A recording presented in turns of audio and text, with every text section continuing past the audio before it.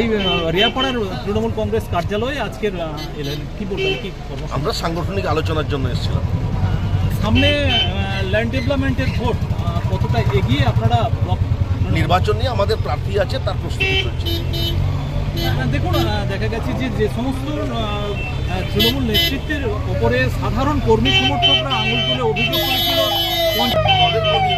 পরিবার তৃণমূল কংগ্রেস।